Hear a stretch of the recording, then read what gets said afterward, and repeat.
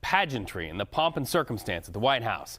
King Charles and Queen Camilla welcomed at that formal arrival ceremony by President Trump and the First Lady Melania Trump. Some firsts here. The first ever military troops pass and review at the White House, and the first White House event featuring a Space Force Honor Guard formation. That's all ahead, of course, of a full slate of events for the royals today. King Charles will meet privately with President Trump before heading to Capitol Hill for a historic joint address to Congress. Then tonight, back to the White House for a state dinner. So let's go live to the White House, where it's a very big day, and CBS News senior White House and political correspondent Ed O'Keefe. Good to see you, Ed.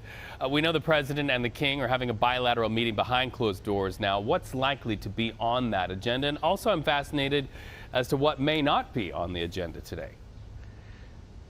Reed, good to be with you on a day that resembles the weather in London, cold and wet and overcast. So the king and the queen, at least, are used to this. Their delegation, let's put it this way, they didn't have umbrellas on the South Lawn. It's the Americans that did, because this is decidedly not Washington weather, at least this time of year.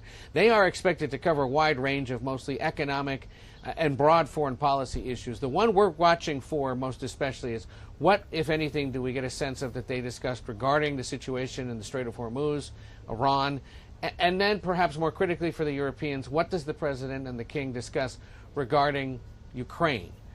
That really is the one that concerns European powers and the British, most especially given the proximity, given the concern they've had that by diverting attention into the Middle East yet again, the United States is taking its ball off of Ukraine. And remember, when the president and Volodymyr Zelensky last year had that pretty bitter face-to-face confrontation in the Oval Office, it was to London that Zelensky went next for a meeting with the king, who very publicly embraced the Ukrainian leader and signaled that the United Kingdom was standing with them. Let's see if that rubs off today, either in the one-on-one they have together or in the speech that the king is set to give to Congress in the 3 p.m. Eastern hour. Yep, I remember that meeting well, when President Trump told Mr. Zelensky, you don't have the cards. I also remember your excellent coverage outside of Windsor Castle the last time the two were together. This royal visit, and you know, it doesn't take a scholar to really punctuate this. It comes at a strained time. We know in recent months the president has said that all of Europe is, quote, going to hell, really hitting Britain and the UK hard over immigration issues. So can anything that happens here between the president and the king tip the needle and move it towards progress? The British certainly hope so. Remember, this is technically a reciprocal meeting for the royal family's extension of a second state visit to President Trump last year when he was there at Windsor Castle. First American president ever received the honor twice, from Queen Elizabeth during his first term, from the king the second time around. So in essence, they're closing the loop diplomatically and from a protocol standpoint on state visits. But what the British are certainly hoping is that it does smooth over those differences on tariffs, on the wars that are underway, on the concern that the president has that the United Kingdom and Europe are not putting up their end of the bargain when it comes to NATO obligations or to just general U.S. military concerns and whether the allies are with them. And so we'll see to what extent we learn anything about how the charm that the king and the queen can bring and the pomp and circumstance that extends with them rubs off, if at all, on the president, who, as you heard in his remarks a little while ago, obviously has a soft spot personally for them, given that his mother was Scottish. As the president said, she had a crush on the king.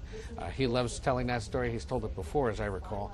And, you know, just being surrounded by that pageantry and getting to show off the bit that the United States can provide to the king, certainly something that the president relishes. We were watching him out there, as you're seeing here in the video, with this review of the troops.